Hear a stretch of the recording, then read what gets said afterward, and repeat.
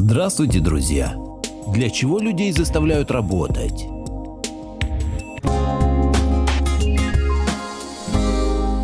Благодарю всех, кто подписался на мой канал и смотрит мои видео. Ссылка на статью в описании. Роботизация и автоматизация уже сегодня отнимают рабочие места, а в будущем этот процесс только усилится. Что делать освобожденным от труда людям? Один из главных вариантов – welfare – базовый доход. Его противники обычно говорят, что социал и отсутствие немного длительного труда противоестественны для человека. Однако большую часть истории человечества люди трудились очень мало. Охотникам и собирателям для жизни хватало 2-4 часа труда в день. При этом их рацион был богаче, чем у крестьян, трудившихся по 8-12 часов в день. Они меньше болели. Остальное время фуражеры тратили на досуг, который был для них целью и ценностью, а труд – средством и необходимостью. Досуг – это не отдых от и для работы. Это форма, собственно, социальной жизни, содержание которой – взаимные визиты, игры, танцы, празднества, разнообразные ритуалы и всевозможные формы общения. Мы совершили главную ошибку за всю историю. Выбирая между сокращением населения и увеличением производства пищи, мы выбрали последнее. И в конечном итоге обрекли себя на голод, войны и тиранию. Образ жизни охотников-собирателей был самым удачным за все время существования человечества. А срок их жизни был самым долгим. Писал американский эволюционный биолог Джаред Даймонд в своей книге «Наихудшая ошибка человечества» 1987 год. Биологически обусловленной для человека является не трудовая, а социальная деятельность.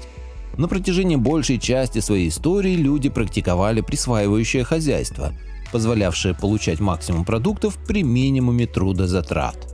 Тем самым большую часть времени члены доземледельческих и внеземледельческих сообществ могли уделять отдыху, общению и разнообразным групповым ритуалам. Возможно, что в становящемся посттрудовом обществе сложится аналогичная ситуация. Так что близкое будущее уподобится далекому прошлому. О том, как относились к труду наши предки, говорится в статье доктора культурологии Андрея Шипилова «Жизнь без труда – это естественно». Социологический журнал номер 2, 2019 год. До индустриальной революции понятия труда и ценности, работы и счастья скорее исключали, чем предполагали друг друга. По словам Г. Стендинга, древние греки понимали, что смешно и нелепо оценивать все с точки зрения труда. Да и для средневековья в семантике работа, труд, рабство слабо отделялись друг от друга.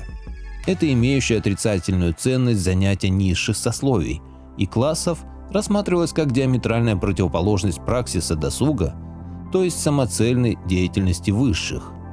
Маклюэн писал, что примитивный охотник или рыболов был занят трудом не больше, чем сегодняшний поэт, художник или мыслитель. Труд появляется в оседлых аграрных сообществах, вместе с разделением труда и специализацией функций и задач. Эверетт, наблюдавший за жизнью современного амазонского племени Пираха, также замечает: индейцы добывают пищу с таким удовольствием, что это едва ли вписывается в наше понятие труда. Мартынов формулирует: в палеолите человек не трудился, он искал еду, кочевал и размножался. Поле, которое нужно обрабатывать, создало труд, его разделение и излишки еды. На протяжении первых 90% своей истории человек занимался присвоением, и 90% людей, когда-либо живших на Земле, практиковали последнее. Так что, словами Морриса, мы можем даже назвать собирательство естественным образом жизни. Социум охотников и собирателей Саллинс охарактеризовал как общество первоначального изобилия, имея в виду, что первобытные и позднейшие, изученные уже этнографические группы, имели вполне достаточные ресурсы для полного удовлетворения своих ограниченных материальных потребностей, получая максимальный результат при минимальных трудозатратах. По вполне понятным причинам у фуражеров северных и полярных территорий большую часть рациона составляют продукты охоты, а в южных и тропических регионах – продукты собирательства. Баланс мясной и рыбной и растительной пищи широко варьирует, но сами рационы в любом случае соответствуют энергозатратам и, как правило, полностью покрывают их. По данным изотопных исследований, обитавшие в областях холодного климата неандертальцы были настолько плотоядны, что их питание полностью соответствовало питанию волка или гиены. Некоторые группы современных эскимосов и индейцев субарктики также не употребляют растительной пищи. У других ее доля в основном не превышает 10%. Питались последние, соответственно, рыбой 20-50% рациона и мясом 20-70% рациона. И достаточно обильно. В 1960-80-х годах атапаски района Большого Невольничьего озера употребляли в среднем 180 кг мяса на человека в год. У индейцев и эскимосов Аляски употребление рыбы и мяса диких животных колебалось от 100 до 280 кг в год, а у коренного населения севера Канады от 109 до 532 кг. Впрочем, потребление мяса было довольно высоким и на юге. Так бушмены Калахари потребляли 85-96 кг мяса в год, а пигмеи Мбути, чей рацион на 70% состоял из продуктов собирательства, 800 грамм в день. Некоторые представления о том, какие природные ресурсы находились в распоряжении охотников и собирателей, дают этнографические материалы. По одному свидетельству, группа андаманцев в составе 132 человек в течение года добыла 500 оленей и свыше 200 штук мелкой дичи. Сибирские ханты в середине 19 века добывали в год до 20 лосей и оленей на одного охотника, не считая мелкой дичи. Тогда же аборигенное население Северной Оби, ханты и ненцы, чья численность, включая женщин и детей, равнялась 20-23 тысячам человек, добывали в год 114-183 тысячи штук разного зверя, до 500 тысяч штук птицы, 240 тысяч пудов рыбы, собирали до 15 тысяч пудов кедровых орехов. На севере и в Сибири в 19 веке русские охотники с помощью ловчих сетей перевесов ловили от 50 до 300 уток и гусей за ночь. В долине Усы, приток Печоры, заготавливали на зиму по 7-8 тысяч белых куропаток на семью или по 1-2 тысячи штук на человека. Один охотник добывал до 10 тысяч птиц. В низовьях Оби, Лены, Колымы аборигенное население добывало линную дичь. Водоплавающие птицы вперед линьки утрачивают способность летать. По несколько тысяч штук на охотника в сезон. В начале 1820-х охотник добывал до 1000 гусей, 5000 уток, 200 лебедей. А в 1883 году один наблюдатель стал свидетелем того, как двое мужчин палками убили за полчаса 1500 линных гусей. На Аляске в удачные годы атапаски добывали на одного охотника до 30 бобров весом от 13 до 24 кг и до 200 ондатр весом от 1,4 до 2,3 кг. Если мясо ондатры имеет калорийность 101 килокалория, то мясо бобра 408 килокалорий, превосходя в этом отношении хорошую говядину с ее 323 килокалориями. Весьма внушительными цифрами характеризуется также промысел морского зверя и рыбы.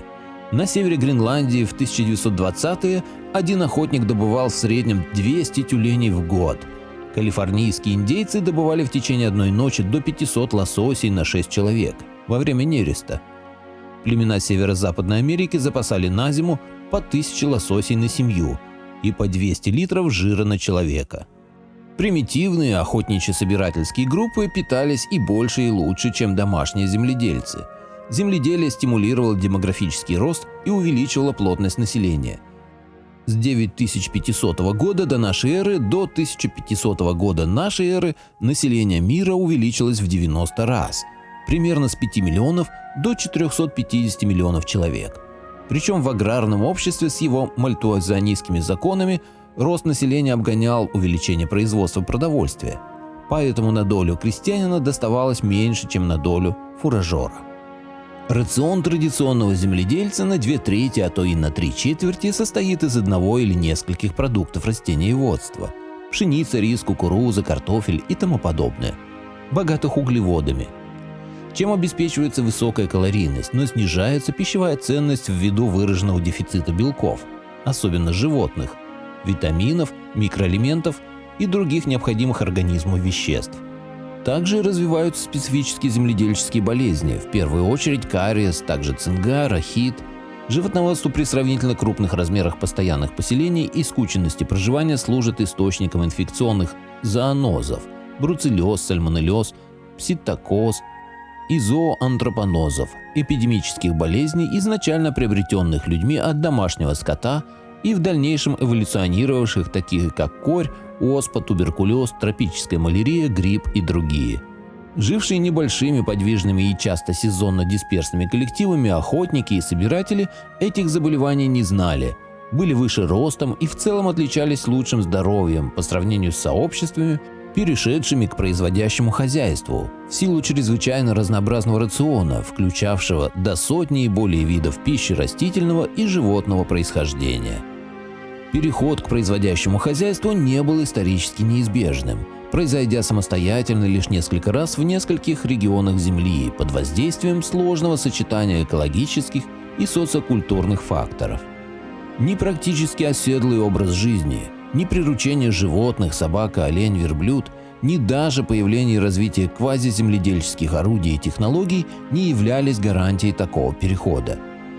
Например, австралийские аборигены жили на территории, где произрастали пригодные для селекции эндемики. Те же корнеклубные на соседней Новой Гвинее были введены в культуру. Имели топоры, зернотерки, умели ухаживать за растениями и собирать урожай. Владели широким ассортиментом обработки растений для приготовления пищи, включая обмолот и помол. И даже практиковали некоторые формы ирригации. Однако к земледелию они так и не перешли из-за отсутствия потребности в нем. Их потребности полностью удовлетворялись охотой и собирательством. «Зачем нам выращивать растения, когда в мире так много орехов монгонго?» – говорили бушмены Кхёнг, когда хадзы отказывались от земледелия на том основании, что это потребовало бы слишком много тяжелой работы. И их можно не только понять, но и согласиться с ними. На добывание пищи хадзы тратили в среднем не более 2 часов в день.